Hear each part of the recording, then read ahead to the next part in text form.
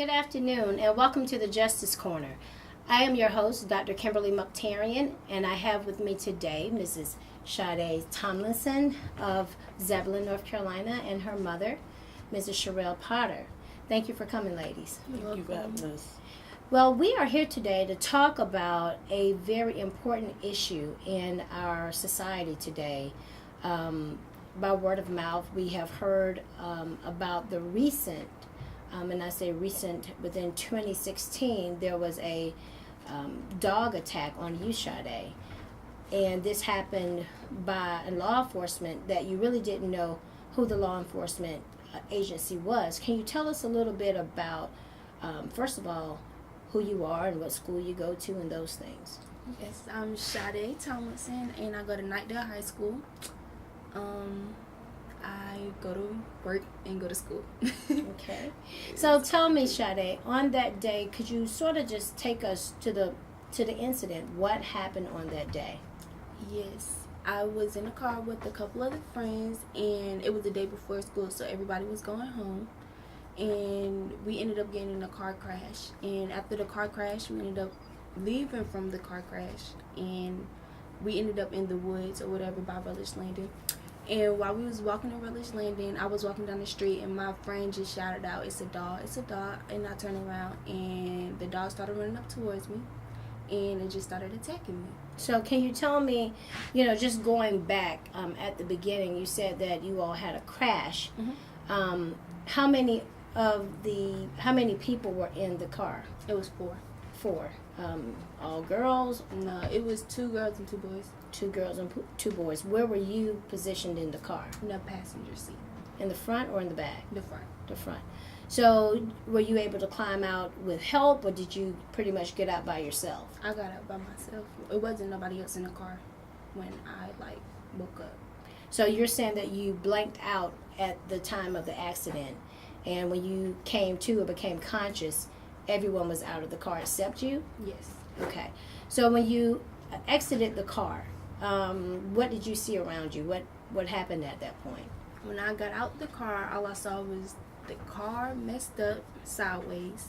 I don't even think I looked back for 10 seconds. I probably just glanced back and was just listening to my friends telling me to come on, run. So I just started running.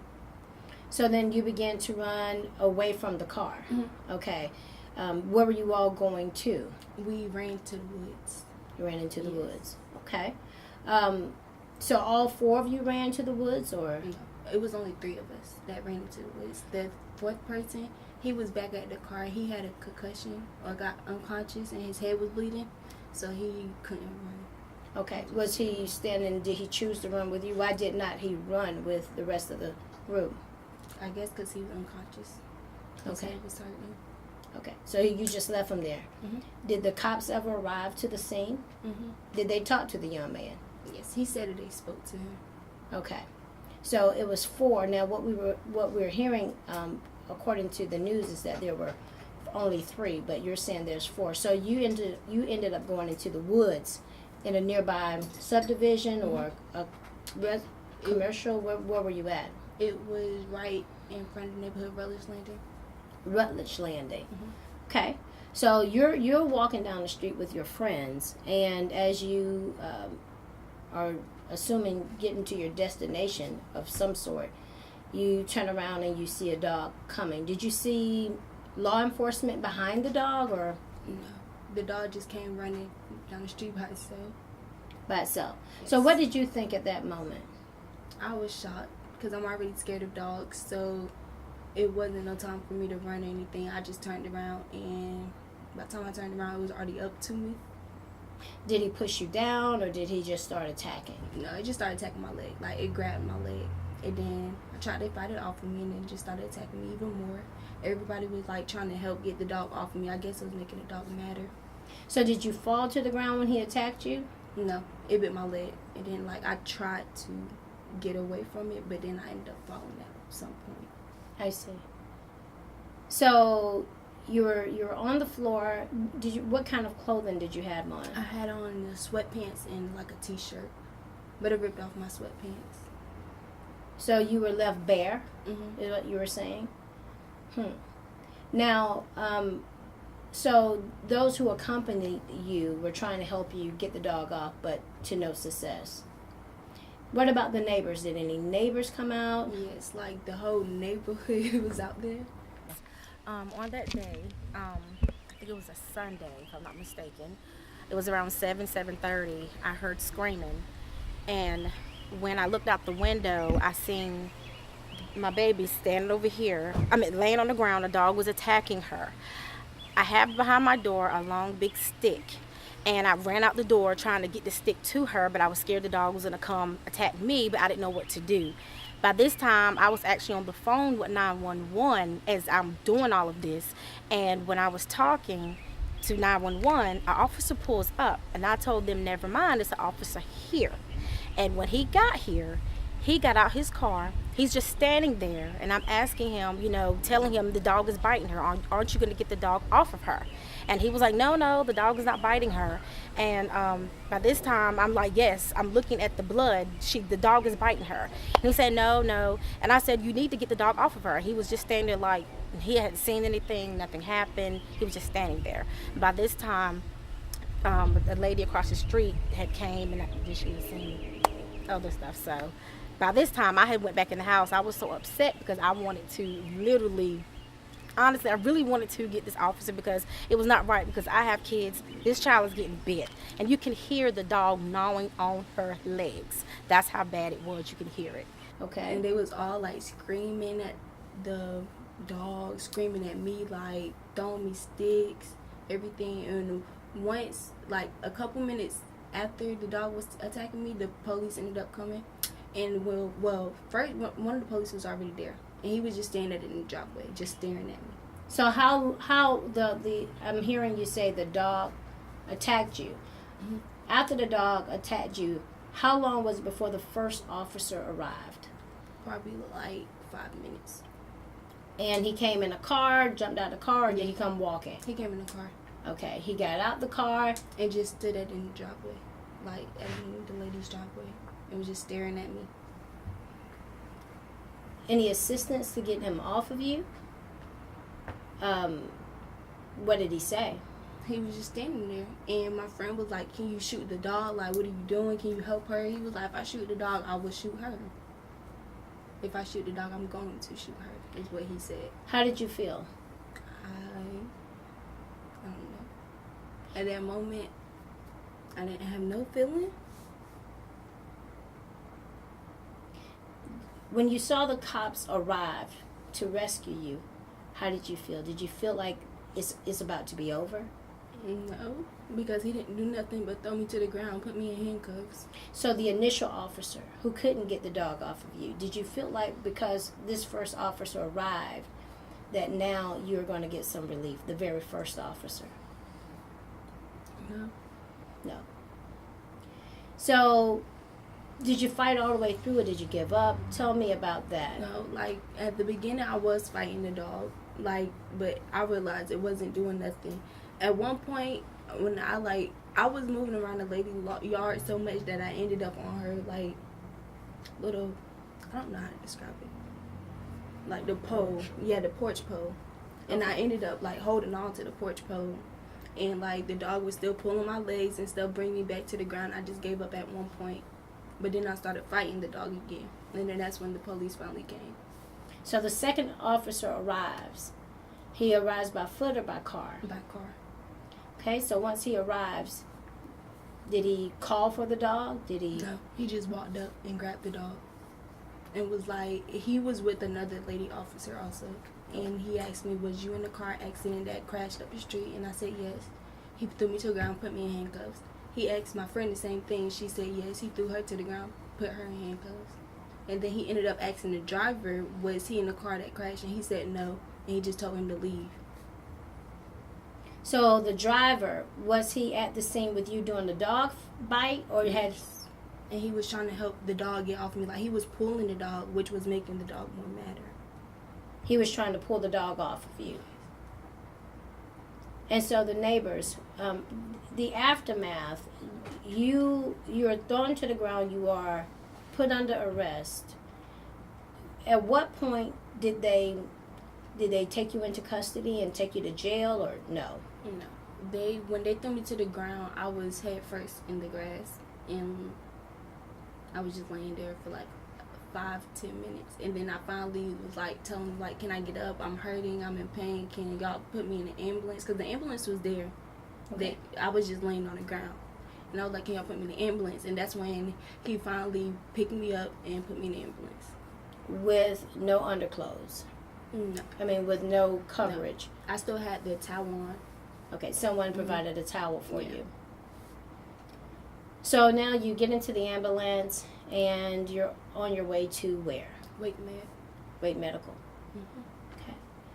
But like when I first got into the ambulance, they didn't bring me right away.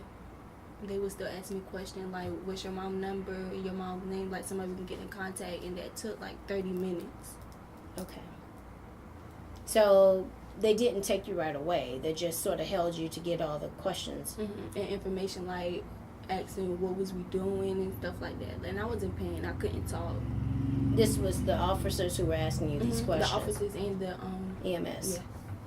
So you arrived to the hospital. You've given them your parents' name. And so what happens after that? Then I end up, I don't even remember how they got me out of the ambulance. But all I remember is I was laying in the hospital bed, and I was cold, shivering, and my grandma and my papa came in, and they was talking to the police officer. I'm not sure if it was the police officer that was at the scene or not, but he was telling them a story, like, just making up stuff, trying to get me in trouble, I guess. Okay. And so how did that make you feel? It made me feel mad. I was mad, and I remember laying in the bed telling my grandma, like, that's not what happened. And she was still believing them, like.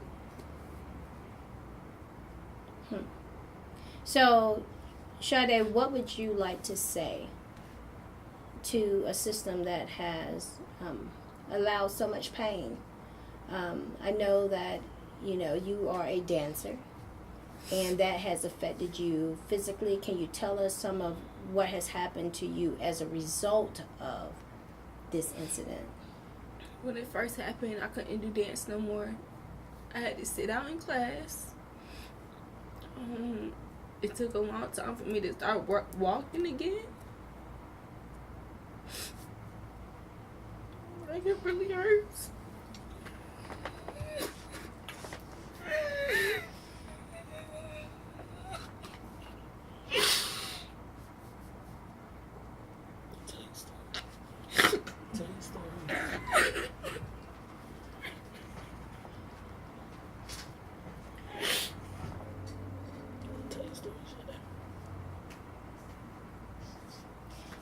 So, Sade, and I know this is very painful for you, and, of course, we are very glad that you are alive to even tell your story. Even in the pain and in the tears, we're very proud that you were able to even come and share your story and move on with your story. Tell us about, you get to the hospital and you go to UNC Chapel Hill, and did you have to do any grafting to your legs to get those back to normal? Yes, I had stitches. Like, they said it was more than 20 stitches they put in my legs. Do you have any feeling or any kind of anything different in your legs that were before, as far as? I have scars, and I still can't feel my legs to this day. Well, where the scars is, I still can't feel none of that. I don't have no feeling in none of this. So where he bit you at, there is no sensation, and you can't feel. What would you like done on your behalf as far as justice is concerned? First, I want my legs back to normal. Do you think that law enforcement acted wrongfully in your case? What do you think should happen to officers who release dogs to attack humans? I think they should go to jail. Because there's no way I was only 15 and they still let it happen. And after the fact, they still put me in handcuffs like I was doing a crime or something, and I wasn't. Tell me about how you mentally feel. I think you had spoke about how it's affected your sleeping, how it's affected how you deal with animals. I don't like no type of animals. I didn't like dogs from the beginning, so now I'm really terrified. Like, I really, like, if I see a dog coming down the street or something, I freeze up, or I might start crying or something. I'll be having dreams about, like, animals and bears and attacking me. I can't sleep sometimes. Like, I wake up still to this day, every day in the middle of the night, just because, like. So, are you getting any kind of mental therapy, or have you talked to therapists about your incident and ways to heal? No? Have you considered it? Yes. Is there anything else you'd like to tell your viewing audience?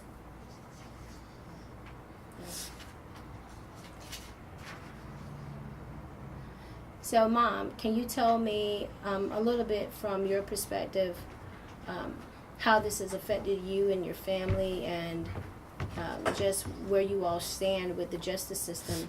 Tell us a little bit about what you did once you found out about this incident.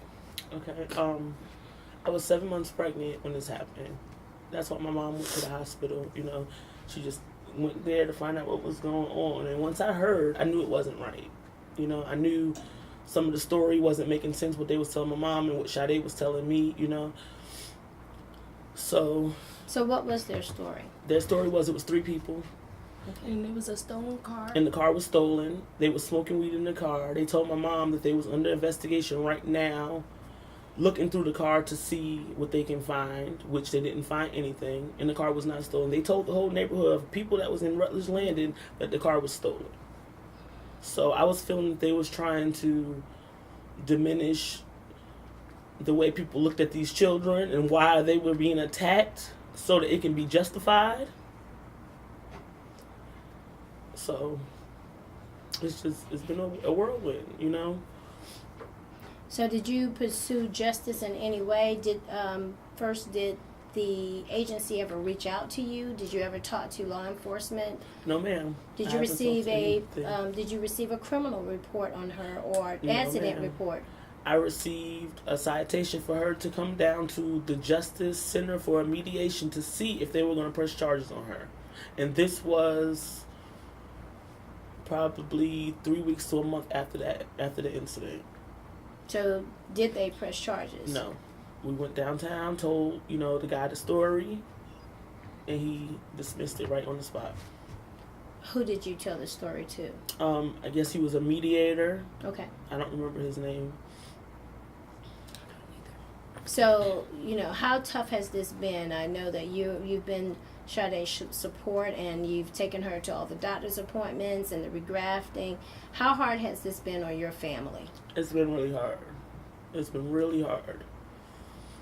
So to watch her go through the grafting of her legs, and to see her try to stay in school and just maintain. How many days was she out of school at the beginning of the year? She was out of school for the first week, maybe week and 3 days from the first day of school. Like she didn't go to school at all until like the second week of school. Then she had to get brought to school and get picked up. Most of the days she only did half a day because she had therapy, orthopedic doctor appointments, regular doctor appointments, and all of those things. Was it hard for you to walk, Sade, or did you have to learn how to put yourself back in mobility again? The first week I couldn't walk at all. Like, I would walk like I'm sitting down, and she had to help me to the bathroom and everything because my legs, like, they just stayed like this. Yeah, they didn't bend at the knees. Yeah. Her legs were like and this. I couldn't move I could move my ankle now, but I couldn't move my ankle at all, neither one of my ankles.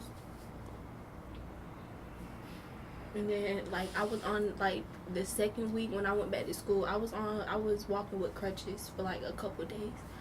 But I didn't like it, so I had to wear a boot for like probably a month. Did it draw a lot of attention at school? Yes. How did you feel about that?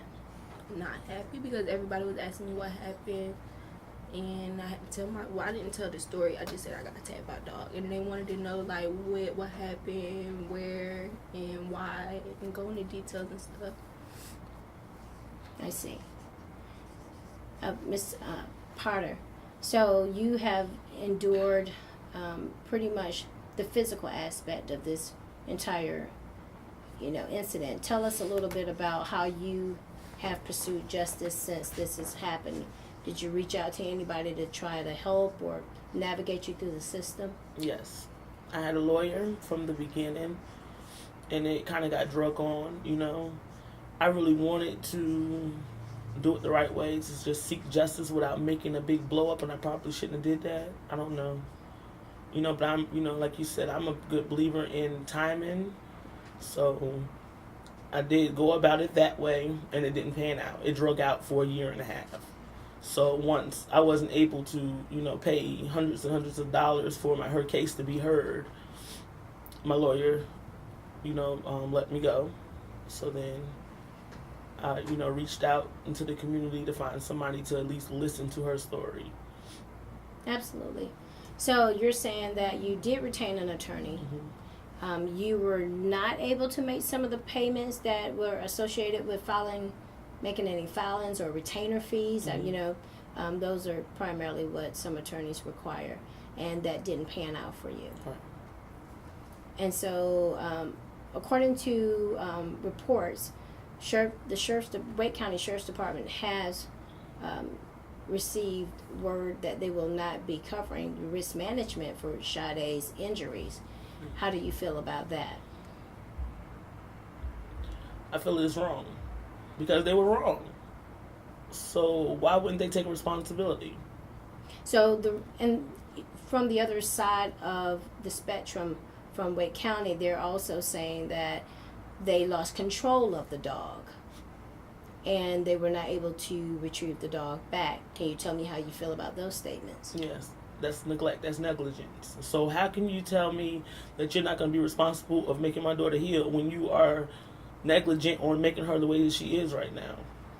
Who's going to be held responsible? That's my fault, or is that her fault? And they're trying to say it's my fault. So they're saying that is your fault. You're saying it's their fault. How do you wish to pursue this issue? I mean, somebody's going to hear us. Somebody is going to listen. I don't care if I got to get on Facebook, Twitter, Instagram, yell at Washington, D.C. Somebody is going to help my daughter. So do you think they should do away with releasing canines, or do you think they should reform how canines are used? Yes, ma'am. This is not the 60s. It's 2018. A dog should not be attacking anybody. Apprehend is one thing, but attack is totally different. Sure. Sade, you were going to say something? I said I don't think that the dog should have been off the leash. What do you think By should happen itself. to the dog? Put him down. Put him down?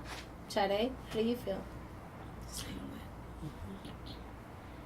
But I also believe that a dog is only going to do what he's trained to do. So if somebody trained this dog to attack, that's what he's going to do. Absolutely. Well, also, I would like to ask you guys to say something as it relates to young people who encounter the cops. How do you think there should be conversations about how the cops really handle young people or understand the current society that we're in? You mentioned this is not 1960s. Do you think that the current law enforcement understands today's society or made any kind of progression to understand the youth of today? First, I want to say everybody's not a criminal and everybody's not doing something bad. And I just feel like the police look at us a different way. Us being who? Us as black people. Absolutely agree. Okay. Today we are addressing law enforcement with Sade Tomlinson, who was mauled by Wake County Sheriff's Department's K-9 in Knightdale, North Carolina. And though this case is only 2 years old, we have another case by which Mr. Kyron Hinton on April the 3rd, 2018 was also mauled by Wake County Sheriff's Department's K-9. Is this becoming a pattern?